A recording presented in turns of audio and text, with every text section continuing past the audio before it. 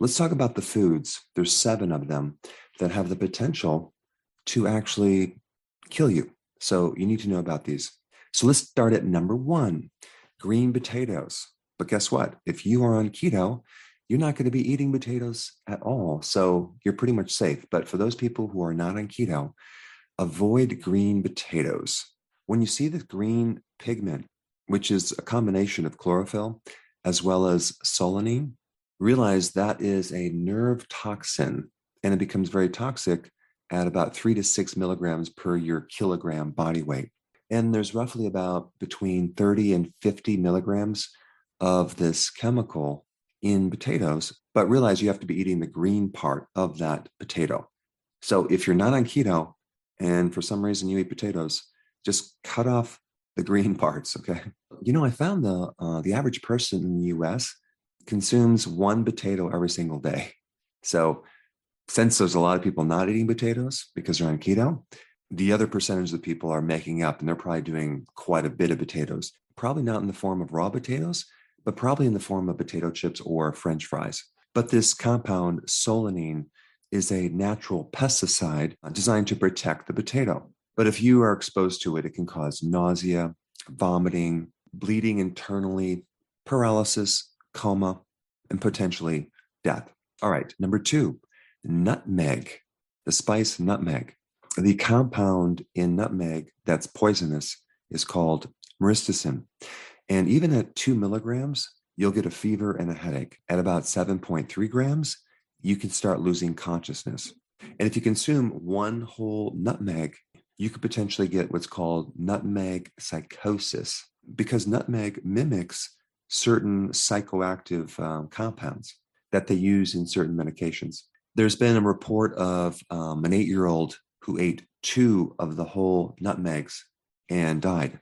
So they can be very poisonous. So if you're going to use nutmeg, don't use a lot. All right, now let's talk about green raw almonds, which are very bitter, as well as raw cashews. These have been known to contain a certain amount of cyanide, but they have to be like the bitter almonds, and you'd have to consume quite a few of them to really become totally poisoned. I'm talking probably over 1,000 of these nuts, or 50 ounces. You probably would never do that, but just realize that if you have a smaller amount, there will be a small amount of cyanide in these nuts. So instead of buying the bitter almonds, get the sweet almonds. And if you get them roasted, they're not going to have hardly any cyanide. But the side effect from cyanide can be convulsions, respiratory failure, and death. However, with every poison, there's always an antidote. And the antidote for cyanide is called hydroxycobalamin. This is an over-the-counter B12 supplement, which can then combine with cyanide to form cyanocobalamin, which is a type of B12. So you can turn this cyanide into a B12 supplement. But I don't recommend getting your B12 from cyanide. I don't know. There's something about it that it's probably not that healthy. But cyanide destroys the membrane of the cells, and it prevents oxygen going in the cells. All right, the next thing I want to talk about is undercooked red kidney beans. You must always soak them for at least 5 hours and then boil them. Don't put them on slow cook for at least 30 minutes. If you put them on slow cook and you don't cook it long enough, you could potentially increase the toxicity by a factor of 5 times more toxicity. The chemical in uncooked red kidney beans is called PHA. I'm not going to give you the long name, but all you need to know is this compound causes your red blood cells and your white blood cells to bind together and to be in a clumped formation.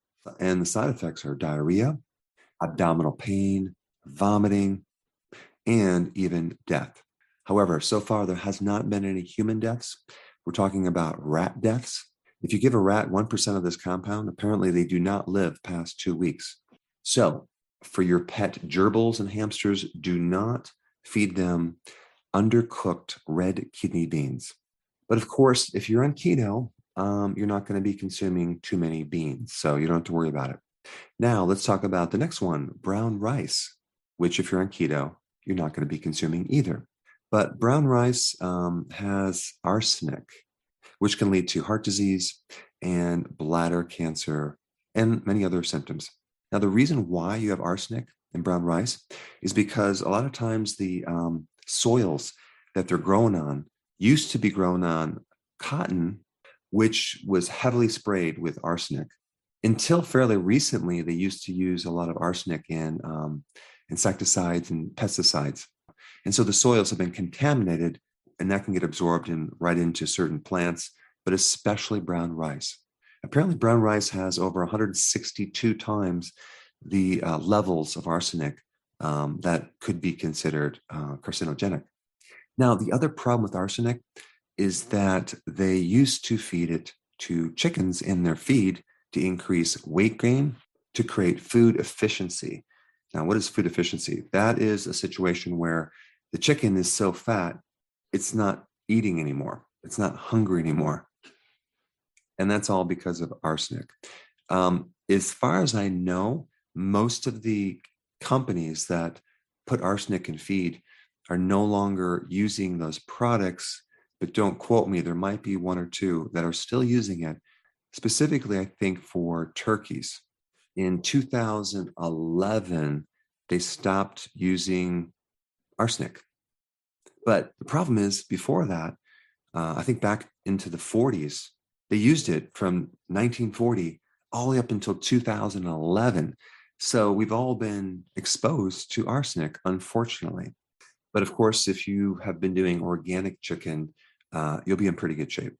Now, one indication that you have arsenic poisoning is if you look on your nail, there'll be these white lines horizontally on your nail. That could be an indication that you have too much arsenic in your body. And just as a side note, there are certain antidotes to arsenic. One is blue-green algae, the other is selenium, and the other is zinc. They're involved in certain enzymes that can help detoxify arsenic from your body. All right, I want to talk about uncooked bloody hamburger. I'm sorry, I know that's disgusting, but here's the problem. If you're buying a low-quality meat from your local grocery store, you could be exposed to E. coli. And there's a very toxic form of E. coli called verotoxigenic E. coli, VTEC, which apparently can create some serious damage on your kidney, like a loss of kidney function, sepsis, which is a systemic infection, coma, even death. So there's two things you need to do. Make sure that the quality of beef that you consume is high. And number two, make sure it's cooked to the point where there's no potential for E. coli. But I think it's more important to get a quality source of beef. And so if you're going to do something rare, if it's quality, chances are it's not going to have pathogens like salmonella or E. coli. And the question is, where does E. coli come from? It's coming from the cow's intestine. And so in the processing of that meat, sometimes there's a cross-contamination. All right, the next one is cherry pits, okay?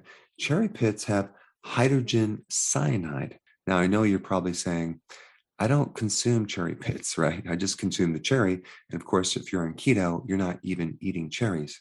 But just in case you end up swallowing a few, they are a bit toxic. Like one red cherry pit has 3.9 milligrams of hydrogen cyanide. And one black cherry pit has 2.7 milligrams. But one Morello cherry pit has 65 milligrams of hydrogen cyanide.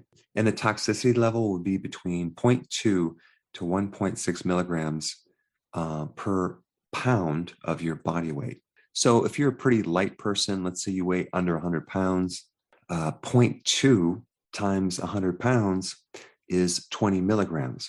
So if you're accidentally consuming one Morello cherry pit, which has 65 milligrams, you could be way over the limit. So the symptoms of being exposed to hydrogen cyanide would be abdominal pain, of course. It'd be nausea, headache, and other more serious fatal symptoms. All right, that includes our list of foods that you need to avoid. And the next video I think you should watch right now is the healthiest foods you need to eat. Right here, check it out.